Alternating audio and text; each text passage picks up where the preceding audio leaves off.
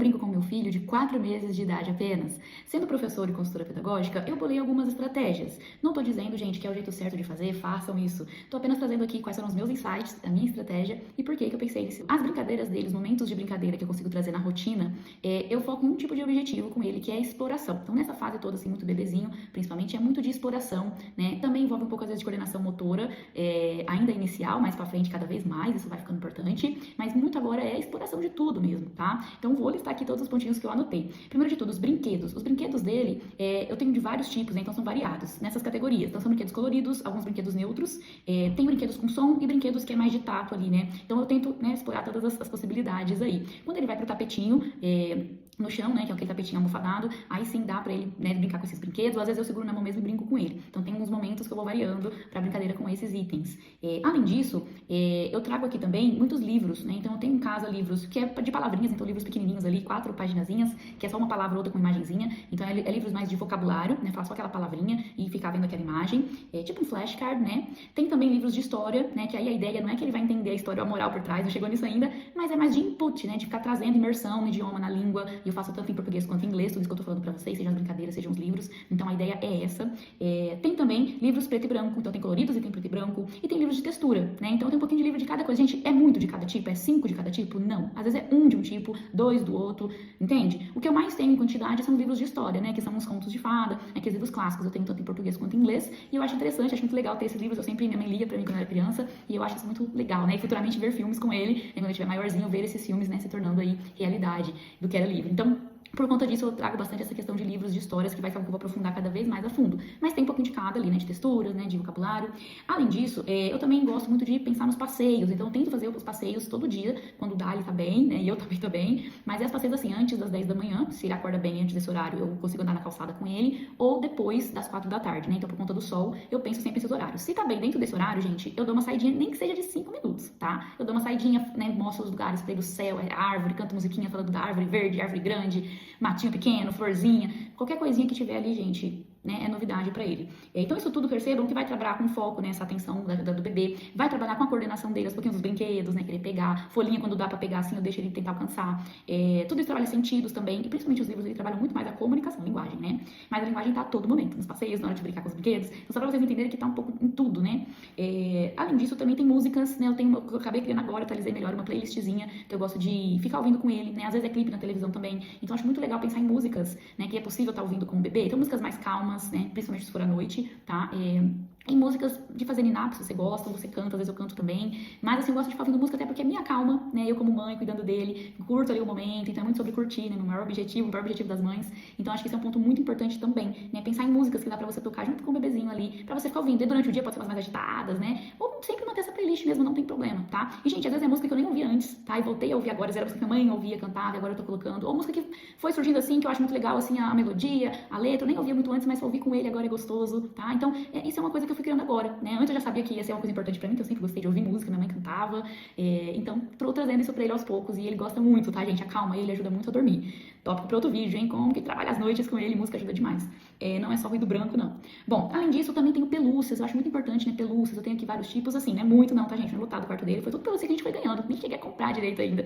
Minha sogra deu uma centopeiazinha colorida, tem umas pelucinhas de personagem, de Pokémon, uma ou outra, assim, gente, tá, no máximo dá umas 5 pelúcias, eu acho aqui, tá, 6 no máximo. Uma baleiazinha, umas mais coloridas, tá, umas pelúcias mais coloridas, outras mais neutras, e aí, pronto, isso é uma brincadeirinha com ele às vezes, que eu trabalho linguagem, ele relaxa, fica tocando, ele adora também, tá, então às vezes eu alterno todos esses tipos de estímulos, eu alterno, às vezes é um brinquedo, às vezes é uma pelúcia, né, e assim vai mantendo ele sempre trabalhando, desenvolvendo tudo que ele precisa. Tem também uma coisa muito importante, que é parte da brincadeira, é parte da exploração, é parte da aprendizagem desse bebê, a rotina da casa. Então tem dias, né, que a casa tá aquele caos, eu tô daquele jeito, né, e a casa precisa ser organizada, e não dá às vezes pra brincar com ele com outras coisas, né, no tapete, com brinquedo, com livro, então às vezes não dá, então eu preciso colocar ele num carrinho, né, que ajuda no dia ali, e ele acompanha nessa rotina da casa, gente, isso é importante pro bebê, né, então eu entendo que isso é muito importante também, ele participar, e logo que ele puder ir numa torre montessoriana e me ajudar junto também, eu vou estar tentando fazer esse movimento, tá?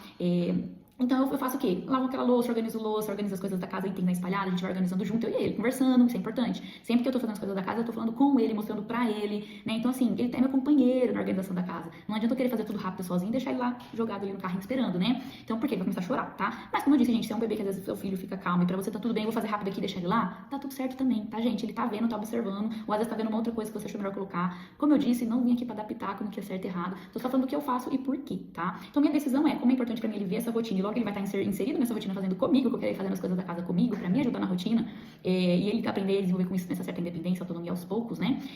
Então, isso tudo eu faço com ele, acompanhando quando necessário, né? Um momento ou outro da casa também, um momento ou outro do dia ele fazer isso na casa comigo.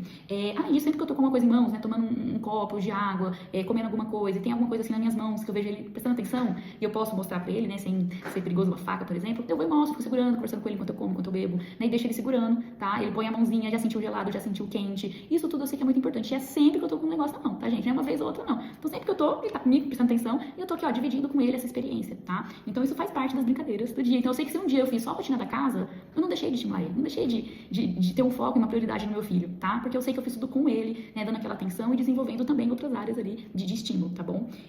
Por fim, tem também um arco aqui, aquele arco com brinquedinhos, né, pendurados, são 4 brinquedinhos pendurados, e, gente, ganhei da Dinda, né? A Dinda deu esse arquinho pra gente, e esse arquinho roda a casa, eu reciclo os brinquedos nele, tá? Fico alterando os brinquedos.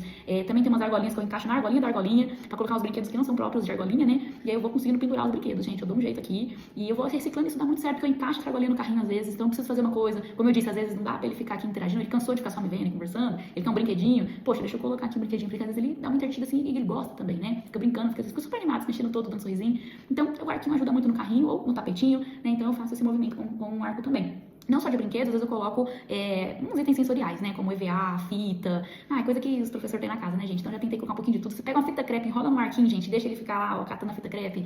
Então, assim, tá tudo certo, tá? Qualquer coisa da realidade pra eles já vai ser bastante aprendizagem, já vai ser muita coisa. E aí, o dia que você não brincou com um brinquedo, não brincou com uma pelúcia, não leu um livro, ai, nossa, fui a pior mãe do mundo. Não, não foi. Você fez a rotina da casa, ele te acompanhou, você conversou com ele, ou só o dia que ele ficou no seu colo, sentindo você conversando com ele. Pronto, gente, já é um dia de muito ganho pra esse bebê. A gente tá falando de fases iniciais, né? E conforme as outras fases, conforme ele crescer e até precisar, às vezes, imagina quando ele começar a jogar bola, ficar sentado, lavar uma loucinha junto comigo, né? Eu dar um itemzinho ali na tapauer pra ele lavar comigo. Aos pouquinhos é assim que eu pretendo ir evoluindo a participação dele e as brincadeiras com ele, que isso tudo é uma brincadeira, é uma aprendizagem pro meu filho.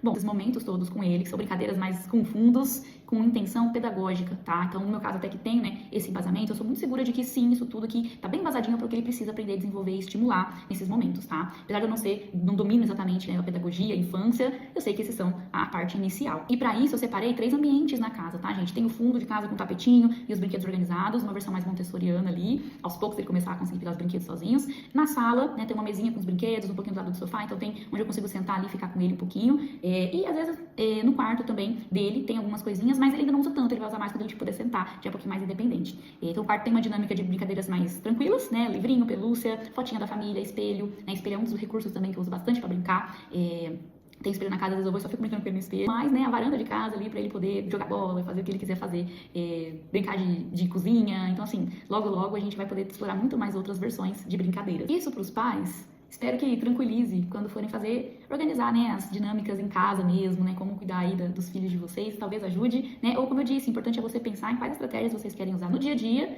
né, pra ficar tranquilo, sem culpa, sem pressão com o filho de vocês, tá bom? Decidam o que é certo pra vocês com esses embasamentos, né, claro.